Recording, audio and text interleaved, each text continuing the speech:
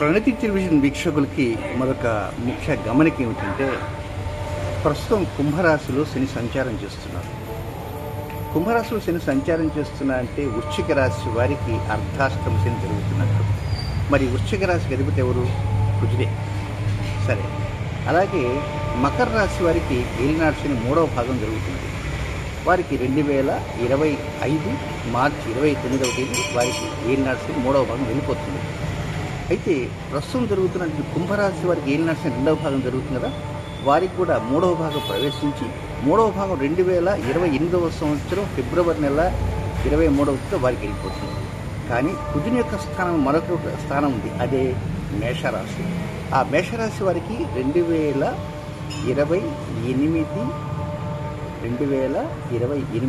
ఫిబ్రవరి 21 నుంచి మొదటి భాగం ఏలినాటి స్టార్ట్ అవుతుంది. 2030 ఏప్రిల్ 12కి రెండవ భాగం స్టార్ట్ అవుతుంది. 2032 మే 31కి 3వ భాగం స్టార్ట్ అవుతుంది. కానీ ఎప్పుడో స్టార్ట్ అవుతుంది కదా, కాబట్టి ఇప్పటి నుంచే మనం కొన్ని జాగ్రత్తలు తీసుకుంటూ, అందులో శని కుంభరాశిలో సంచారం చేస్తుంటే ఆయన మీన రాశిలో వెళ్ళిన తర్వాత శ్రాపిత దోషం అని ఒక పెద్ద దాని గురించి చాలాసార్లు చెప్పాను. అది చూడగానే పేరు చాలా భయానకంగా ఉంటుంది. శ్రాపిత దోషం అంటే శనిరాహులు కలుస్తుంటారనమాట. ఆ శనిరాహులు ఎక్కడి నుంచి ఎక్కడ దాకా కలుస్తారు? 2025 మార్చి 29న శని మీన రాశిలో ప్రవేశిస్తాడు. 2025 మే 18వ తేదీ వరకు శని రాహుల కలయిక జరుగుతుంది. ఆ తర్వాత రాహు కుంభరాశిలో పెట్టాడు. కనుక ఈ శ్రాపిత దోషం అనేటువంటిది చాలా ఒక దుర్మార్గపు దోషం లాంటిది. కనుక అలాంటి దోషాలు కూడా మనకు ఉండకుండా ఉండటానికి అది కూడా రాబోతున్నటువంటి విశ్వాసనామ సంవత్సరం వస్తుంది అనమాట. విశ్వాసం అంటే తన దగ్గరలో ఉంది కనుక ఇప్పుడు నాగబంధనము,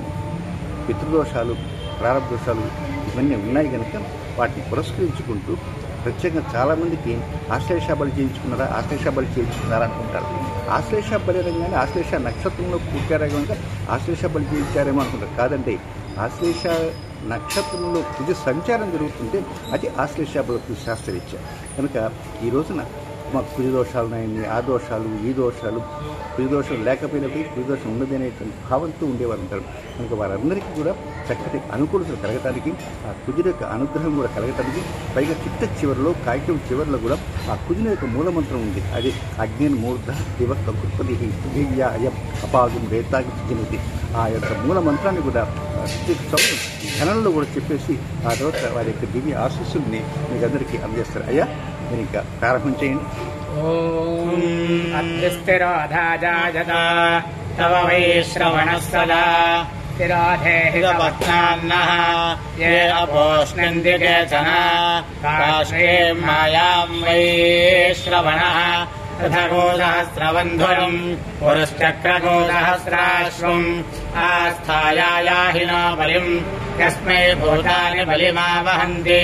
ధనంగావో హస్తి హిరణ్యమశ్వానో అసామసు మతో యజ్ఞయస్య శ్రియం బిభ్రతోన్నముఖీం విరాజం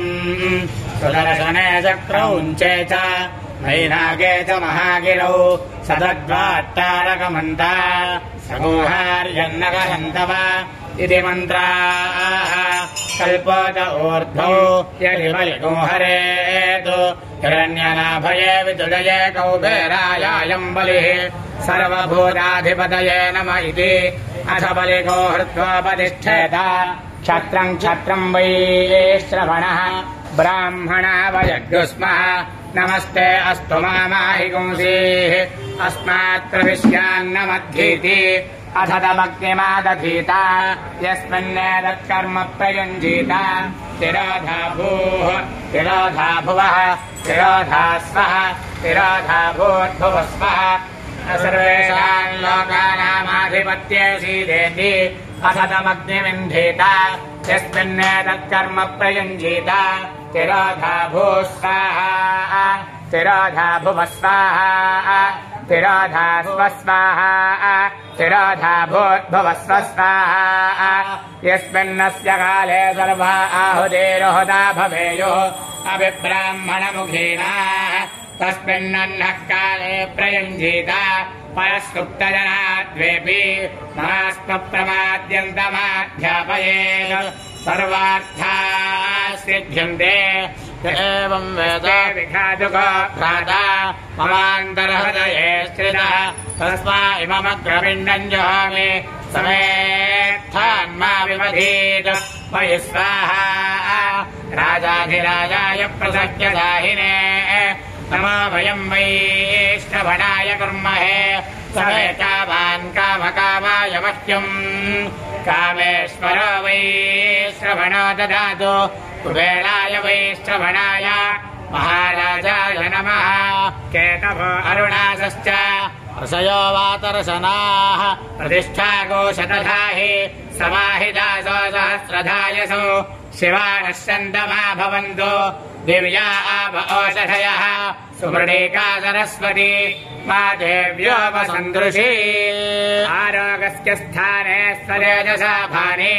भ्राजस्य स्थाने स्वतेजसा भानि पदरस्य स्थाने स्वतेजसा भानि पतङ्गस्य स्थाने स्वतेजसा भानि स्वर्णरस्य स्थाने स्वतेजसा भानि ज्योतिषीमतस्य स्थाने स्वतेजसा भानि विभासस्य स्थाने स्वतेजसा भानि कश्यपस्य स्थाने स्वतेजसा भानि ॐ भूर्भुवस्वः ओमिधनं मानामिधनघोरेध्वम् भूमिर्भूम्नाद्यौर्वरिणान्तरिक्षम् महित्वा उपस्थे दे देव्यजतेत्यमन्नादमन्नाद्यायादधे आयङ्गौ पृष्ट्यनक्रमे दधनन्मादनम् पुनः पितरम् च प्रयन् सुवः त्रिकोशद्धाम विराजति वाक्पतङ्गाय शिश्रिये प्रत्यस्य वहद्युभिः अस्य प्राणादपारत्यन्तश्चरति रोचना व्यक्षन्महिषः सुवः यत्त्वा क्रुद्धः परोपमन्युरायदवर्त्या सुकल्पमग्रे दत्तव पुनस्त्वत्ते भयावसि यत्ते मन्यपरात्तस्य पृथिवी मनुदध्वसे आदित्या विश्वे तद्देवावसवश्च समाभरन् मनोज्योतिर्दशधामाज्यम् विच्छन्नै यज्ञकोशमिमम् दधातु बृहस्पतिस्तनदाभिमन्नाविष्टे देवा हिमादयन्ताम् सप्तरे अग्ने समिधः सप्तलिप्पाः सप्तऋषयः सप्तधाम प्रियाणि सप्तहात्राः सप्तधात्ता यजन्ति सप्तयानीरावृणस्वाधृतेन पुनरोजानि वर्तस्त पुनरर्क इषायुषा पुनर्नः पाहि विश्वतः सहरय्यानि वर्तस्वाग्ने बिन्वस्वधारया विश्वप्सया विश्वरस्परि लेखस्य लेखस्सुलेखस्तेन आदित्या आज्यञ्जुषाणाभियन्तु केतस्सुकेतस्तेन आदित्या आज्यञ्जुषाणाभियन्तु विवस्वागो अनिर्देव ज्योतिस्तेन आदित्या आज्यञ्जुषाणाभियन्तु ॐ शान्तिः शान्तिः शान्तिः नक्षत्रपूर्वक आदित्यादिनवग्रहदेवताभ्यो नमः మీనరాశిలో క్రోధినామ సంవత్సర రాజు అయినటువంటి కుజుడు రారాజు అలాంటి రారాజు తన మిత్రక్షేత్రమైనటువంటి మీనరాశిలోకి ప్రవేశించాడు. సంతోషమే, కానీ రాహుతో బంధనం జరుగుతుంది. అందుకే అయ్యా స్వామి వారు మీరు ఏం చేస్తారంటే, ఒక విధంగా మీనరాశిలోకి వెళ్ళడం చాలా వరకు ఆనందకర విషయమే. మిత్రరాశి రాజు పైగా, కానీ ఏప్రిల్ 23వ తేదీ నుంచి జూన్ 1వ తేదీ వరకు ఆయన రాహుతో యుద్ధం ఆడుతున్నాడు. కనుక మనం ఏంటంటే కుజరాహు నాగదోషాలు చాలా ఉన్నాయి కనుక మనం ఈ ప్రత్యేక కార్యక్రమంలో రాహు యొక్క మూలాన్ని, అధ్యవతిని, ప్రత్యేకతను సర్పసూత్రంతో ఈ రెండింటిని కలిపి ఒక 2 నిమిషాలతో ఆ మంత్రాన్ని కూడా చెప్పి ఆ తర్వాత మంత్రపుష్పాన్ని ఓం కయానశ్చిత్ర ఆభవదోదే సదా వృధః సఖా కయా సజిష్ఠయా వృతా ఆయంగో పృష్టిరక్రమే దశనన్మాతరం పునః పితరం చ ప్రయన్సువః నమోऽस्तु సర్పేభ్యో ఏ కే చ పృథివీమణో ఏ అంతరిక్షే ఏ దివి తేభ్యः సర్పేభ్యో నమః ఏ దోరోచనే దివో ఏ వా సూర్యస్య రశ్మిషు ఏషామప్సుసదః కృతం తేభ్యः సర్పేభ్యో నమః యాశవో యాతు ధానానాంగే వా వనస్పతి గోరనో ఏవావటేషు శేనతే తేభ్యः సర్పేభ్యో నమః ఓం पितृभ्याम् पितरो वा अकामयन्ता पितृलोकाध्वयामेति तदेतम् पितृभ्योमघाभ्यः पुरोडाशको षट्कपालन्नरवपन् ततो वैते पितृलोक आर्ध्वन् पितृलोके हवा अर्ध्वति य एतेन हविषा यजते यौचैन देवम् वेद सोऽत्र जुहोति पितृभ्यः स्वाहा मघाभ्यः स्वाहा नखाभ्यः स्वाहा गदाभ्यः स्वाहा रुन्धतेभ्यः स्वाहेति ॐ सर्पेभ्यः स्वाहा आश्लेषाभ्यः स्वाहा दन्तशूकेभ्यः स्वाहेति ॐ शान्तिः शान्तिः शान्तिः మనం ఒక ముఖ్య గమనిక కూడా ఉంది. ఏంటంటే ప్రస్తుతం జరుగుతుంది లోక్సభ ఎన్నికలు. వాస్తవంగా ఈ గుజరాత్ బంధం అనేది ప్రపంచవ్యాప్తంగా ఉండేటువంటిది. అంటే కేవలం లోక్సభ ఎన్నికలు మన ఇండియాలోనే ఉన్నాయని కాదు, ఇతర దేశాల్లో మన ప్రత్యేకంగా ఏప్రిల్ 23వ తేదీ తర్వాతనే ఒకసారి దుబాయ్లో చూస్తే కూడా విపరీతంగా ఉంది. అలాగే కొన్ని చోట్ల తీవ్రమైనటువంటి తుఫాను, చైనాలో తీవ్రమైన వరదలు, ఇవన్నీ కూడా దృష్టాంతాలు ఉన్నాయి. కనుక ఈ యొక్క జూన్ 1 దాకా గుజరాత్ సందర్భంగా ప్రజలందరూ కూడా చక్కగా ఆయురారోగ్య ఐశ్వర్యాలతో ఉండాలని మనం కోరుకోవటం మంచిది. కనుక మనం ఈ మంత్రపుష్పంలోకి వెళ్ళిన తర్వాత ప్రజలందరికీ ఆయురారోగ్య ఐశ్వర్యం ఇవ్వాలని కూడా ఈ వేద ఆశీస్సులతో ప్రయత్నించాలి. ఓం ధాతా పురస్తాద్యముదాజహార శక్ర ప్రవిద్వాన్ ప్రతిశ్చదస్రః తమేవం విద్వానమృతయః భవతి నాన్యః పంథా అయనాయ విద్యతే శాస్త్రశీర్షం దేవం విశ్వాక్షం విశ్వశంభువో విశ్వన్నారాయణం దేవమక్షరం పరమం పదం విశ్వదః పరమాన్ నిత్యం విశ్వన్నారాయణగో హరిం విశ్వవేదం పురుషస్తద్విశ్వముపజీవతి పదిం విశ్వస్యాత్మేశ్వరకోశాస్పదకో శివమచ్యుతో నారాయణం మహాజ్ఞేయం విశ్వాత్మానం పరాయణో నారాయణ పరో జ్యోతిరాత్మా నారాయణః పరః నారాయణ పరం బ్రహ్మతత్వన్నారాయణః పరః నారాయణ పరో ధ్యానం నారాయణః పరః యచ్చ కించిజ్జగత్సర్వం దృశ్యతే శ్రూయతేऽపి వా అంతర్బహిశ్చ తత్సర్వం వ్యాప్య నారాయణ స్థితః అనంతమవ్యయం కవికోశముద్రేంతం విశ్వశంభువో పద్మకోశ ప్రతీకాశకో హృదయం చాప్యధోముఖో అధోనిష్ట్యావిదస్త్యాందేనాభ్యాముపరి తిష్టతి జ్వాలమాలాకులం భాతి విశ్వస్యాయతనం మహత్ సంతతకోశిలాభిస్థులం పద్యాకోశ సన్నిభో తస్యాంతే సుజరగో సూక్ష్మం తస్మిన్ సర్వం ప్రతిష్ఠితం తస్య మధ్యే మహారగ్ధర్విశ్వాక్షర్విశ్వదాముఖః స్వక్రభుగ్విభజన్ తిష్టన్నాహారమజరః కవిః తిర్యగోర్ధమధశ్చాయీరస్మయస్తస్య సంతతా సంతాపయతి స్వందేహమాపాదతలమస్తకः తస్య మధ్యే వహ్నిశిఖా అణీయోర్ధ్వా వ్యవస్థితः నీలకాయన మధ్యస్థాద్విద్యుల్లేఖే భాస్వరా నీవారశోకవత్తన్వే పీతాభాస్వత్యనూపమా తస్యాశిఖాయా మధ్యే పరమాత్మా వ్యవస్థితः స బ్రహ్మ సదివస్తః నిశ్చేంద్రస్యాక్షరః పరమస్వరాట్ యాపాం పుష్పం వేద పుష్పవాన్ ప్రజావాన్ పశుమాన్ భవతి చంద్రమా వా అపాం పుష్పం పుష్పవాన్ ప్రజావాన్ పశుమాన్ భవతి ఏవం వేద యోపామాయతనం వేద ఆయతనవాన్ భవతి అగ్నిర్వా అపామాయతనం ఆయతనవాన్ భవతి योऽग्निरायतनं वेद आयतनवान् भवति आपो वा अग्निरायतनो आयतनवान् भवति य एवं वेद योपामायतनं वेद आयतनवान् भवति वायुर्वा अपामायतनो आयतनवान् भवति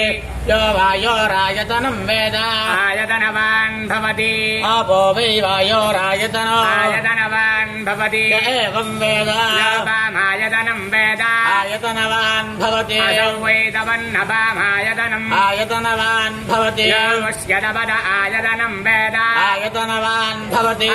वा अमुष्यदपद आयतनम् आयतनवान् भवति एवं वेद योपामायतनं वेद आयतनवान् भवति चन्द्रमा वा अपामायतनो आयतनवान् भवति यश्चन्द्रमस आयतनं वेद आयतनवान् भवति आपो वै चन्द्रमस आयतनो आयतनवान् भवति एवं वेद आयतनं वेद आयतनवान् भवति नक्षत्राणि वा अपामायतनम् आयतनवान् भवति नक्षत्राणामायतनं वेद आयतनवान् भवति आपो वै नक्षत्राणामायतनम् आयतनवान् भवति एवं वेद योपामायतनं वेद आयतनवान् भवति पर्जन्यो वा अपामायतनो आयतनवान् भवति पर्जन्यस्यायतनं वेद आयतनवान् भवति आपो वै पर्जन्यस्यायतनो आयतनवान् भवति एवं वेद आयतनं वेद आयतनवान् भवति संवत्सरो वा अपामायतनम् आयतनवान् भवति संवत्सरस्यायतनं वेद आयतनवान् भवति आपो वै संवत्सरस्यायतनम् आयतनवान् भवति एवं वेद योऽप्सुनाभं प्रतिष्ठितां वेद तदेव तिष्ठति तद्विष्णोर्परमाहो दीप्तिः किं परायणो एकायद्धारयद्देवः तेजति रोदसी उभे विष्णोर्परमाहो अक्षराद्दीप्तिरुच्यते धारयद्देवः यद्विष्णोरेकमुत्तमो आदनश्वपदनश्व धमाधमसन्धमा आदित्ये चन्द्रवर्णानाम् धमाधेः यः पुमानो सिक्तगो सूर्यगदम् चन्द्रमसे रसङ्कृधे आरादञ्जनयाग्रे किम् एको रुद्र उच्यते पुरुषस्य विद्मसहस्राक्षस्य महादेवस्य धीमहि तन्नो रुद्र प्रचोदयात् तत्पुरुषाय विद्महे महादेवाय धीमहि तन्नो रुद्र प्रचोदयात् तत्पुरुषाय विद्महे वक्रतुण्डाय धीमहि तन्नो दन्तिः प्रचोदयात् तत्पुरुषाय विद्महे चक्रतुण्डाय धीमहि तन्नो नन्दिः प्रचोदयात् तत्पुरुषाय विद्महे महासेनाय धीमहि तन्नः षण्मुखः प्रचोदयात् तत्पुरुषाय विद्महे सुवर्णवक्षाय धीमहि तन्नो गरुडः प्रचोदयात् वेदात्मनाय विद्महे हिरण्यगर्भाय धीमहि तन्नो ब्रह्म प्रचोदयात् नारायणाय विद्महे वासुदेवाय धीमहि तन्नो विष्णुः प्रचोदयात् वज्रनखाय विद्महे दीक्षदग्गुष्ट्राय धीमहि तन्नो नारसिंहः प्रचोदयात् भास्कराय विद्महे महद्युतिकराय धीमहि तन्नो आदित्यः प्रचोदयात् वैश्वानराय विद्महे लालीलाय धीमहि तन्नो अग्निः प्रचोदयात् कात्यायनाय विद्महे कन्याकुमारि धीमहि तन्नो दुर्गः प्रचोदयात् सहस्रपरमा देवी शतमूला शताङ्कुरा सर्वतो हरतु मे पापम् दोर्वादुस्तप्ननाशने काण्डात् काण्डात् प्रणहन्ति परढः परि एवानो दूर्भे प्रतनु सहस्रेण शतेन च शतेरपदनाडि सहस्रेण विराहसि तस्यास्ते देवीष्टके विधेमः हविषावयो अश्वक्रान्ते रथक्रान्ते विष्णुक्रान्ते वसुन्धरा साधारयिष्यामि रक्षस्व माम् पदे पदे जातवेदसे सुनवामसामराति यतो निदहाति वेदः फलः परुषदति दुर्गाणि विश्वानावेव सिन्धन् दुरितात्यग्ने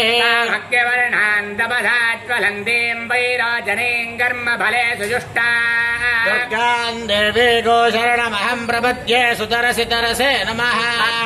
त्वम् पारयानव्यो अस्मान् स्वस्तिभिरति दुर्गाणि विश्वा ओश्च पृथ्वी बहुलान उर्वे भवातोकायतनयाय संयो विश्वानि न दुर्गः जातवेदः सिन्धुन्ननावादुरितादिपरिढी अग्ने अत्रिवन्मनसा गृणानोऽस्माकम् बोध्यविदा धनूना कृतराजितको सहमानमुग्रमग्निगोः वेम परमात्सधस्थादो फलः परुषदति दुर्गाणि विश्वाक्षामद्देवो अतिदुरितात्यग्ने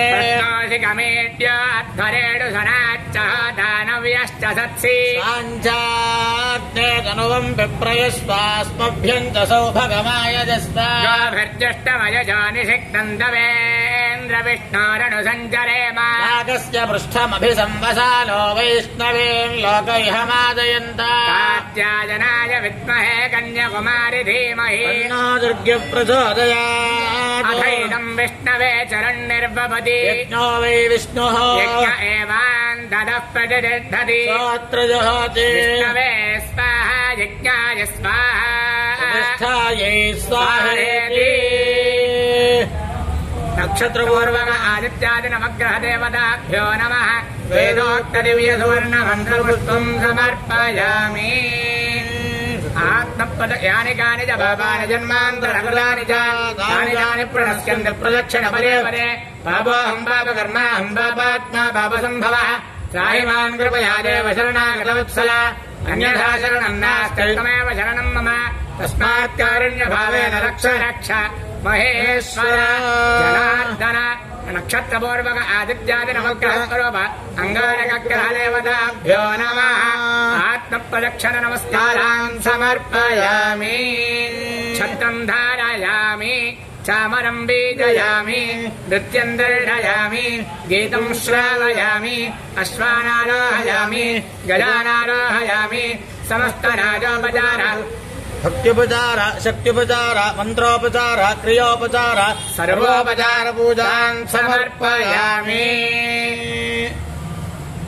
अपराध सहस्राणि क्रियन्ते हर्निशम् मया दासोऽयमिति माम् मत्वा क्षमस्व परमेश्वर प्रार्थना अपराध क्षमापण नमस्कारान् समर्पयामि यथाशक्ति यथाशक्ति पूजयाच भगवान् सर्वात्मकः नक्षत्रपूर्वक अंगारकग्रह देवता सुप्रीता सुप्रसन्ना वरदा भवन्तु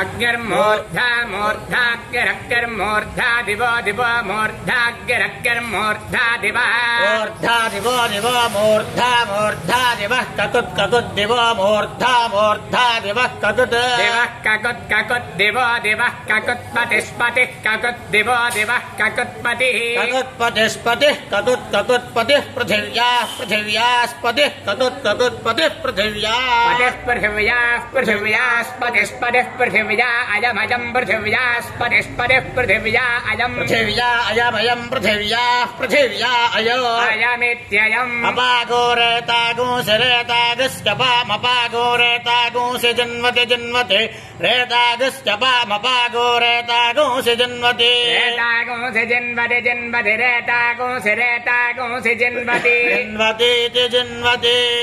स्योना पृथिवीभवारुक्षरा निवेशने यच्छानः सर्व सप्रधाः क्षेत्रस्य पदिना भजगोहितेन भजयामसि रामस्वम् पोषयित्वासनो मृडाधीदृशे यजमानस्य सर्वारिष्टपरिहारोऽस्तु सङ्कल्पमनोभीष्टसिद्धिरस्तु शत्रुऋणरोगभयनिवृत्तिरस्तु पितृदेवता अनुग्रहप्रसादसिद्धिरस्तु निरन्तरम् धर्मकार्याचरणसिद्धिरस्तु गुरुकटाक्षसिद्धिरस्तु अन्नपूर्णा समेत काशी विश्वेश्वर स्वामी देवता सहित अलवेल्मङ्गा पद्मावती समेत प्रसन्न वेङ्कटेश्वर स्वामी देवता सम्पूर्ण अनुग्रह सिद्धिरस्तु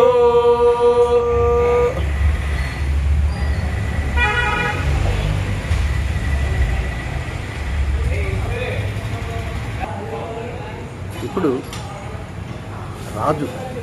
రారాజు క్రోధినామ సంవత్సరానికి అధిపతి అయినటువంటి కుజుడిని ఆ మూల మంత్రాన్ని కృష్ణలో ఘనంలో చదివారు. అది ఇదే నేను మొట్టమొదటిసారిగా నేను వినటం కూడా. అంటే వీరు ఘనపాటలు చక్కగా ఘనం నేర్చుకున్నటువంటి వారు కనుక ఆ అజ్ఞానమూర్ఖ దివ కకుత్పతికి పృథివ్యా అయం అపాగం దేవతాకి అది ఘనంలో చదివారు. అయితే ఇప్పుడు ఈ రుణం రోగము శత్రు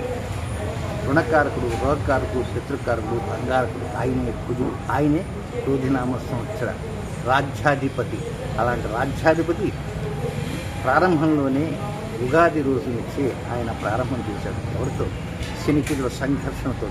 ఆ తర్వాత కుజరాహు సంఘటన ఉంది కనుక అయ్యా ఋత్విక స్వాముల వారు ప్రణతీటి వీక్షకులతో పాటు ప్రజలందరికీ ఎవరికి కూడా రుణబాధలు, రోగబాధలు, శత్రుబాధలు లేకుండా అందరికీ సకల కార్యాలలో కూడా విజయప్రాప్తి కలగాలనేటువంటి ఒక సదుద్దేశంతోనే వేద ఆశీస్సుల్ని అందజేయండి. ఓం యత్ర బాణా బాణా యత్ర యత్ర బాణా సంపదంతి సంపదంతి బాణా యత్ర యత్ర బాణా సంపదంతి బాణా సంపదంతి సంపదంతి బాణా బాణా సంపదంతి కుమారా కుమారా సంపదంతి బాణా బాణా సంపదంతి కుమారా సంపదంతి కుమారా కుమారా సంపదంతి సంపదంతి కుమారా విశిఖా విశిఖా కుమారా సంపదంతి సంపదంతి కుమారా విశిఖా సంపదంతేతి సంపదంతే కుమారా విశిఖా విశిఖా కుమారా కుమారా విశిఖా ఇవేవ విశిఖా కుమారా కుమారా విశిఖా ఇవ శిఖా ఇవేవ విశిఖా విశిఖా ఇవ శిఖా ఇతి విశిఖా ఇవేతివా ఇంద్రో న ఇంద్ర ఇంద్రో నస్తత్ర తత్ర న ఇంద్ర ఇంద్రో నస్తత్ర నస్తత్ర తత్ర నో నస్తత్ర వృత్రః వృత్రః తత్ర నో నస్తత్ర వృత్రః వృత్రః వృత్రః తత్ర తత్ర వృత్రః విశ్వాః విశ్వాః వృత్రః తత్ర తత్ర వృత్రః విశ్వాః విశ్వాః విశ్వాః వృత్రః వృత్రః విశ్వాః శర్మ శర్మ విశ్వాః వృత్రః వృత్రః విశ్వాః శర్మ వృత్రహేతి వృత్రాః విశ్వాః శర్మ శర్మ విశ్వాః విశ్వాః శర్మ యచ్చతు యచ్చతు శర్మ విశ్వాః విశ్వాః శర్మ యచ్చతు శర్మ యచ్చతు యచ్చతు శర్మ శర్మ యచ్చతు యచ్చత్వితి యచ్చతు శతమానం భవతి శతాయుః పురుషస్యేంద్రియ ఆయుష్యేవేంద్రియే ప్రతిష్ఠతి. ఈనాటి కార్యక్రమానికి ముగింపు పలుకుతున్నాం. తిరిగి రేపటి కార్యక్రమంలో కలుసుకుందాం. అంతవరకు సెలవు. నమస్కారం.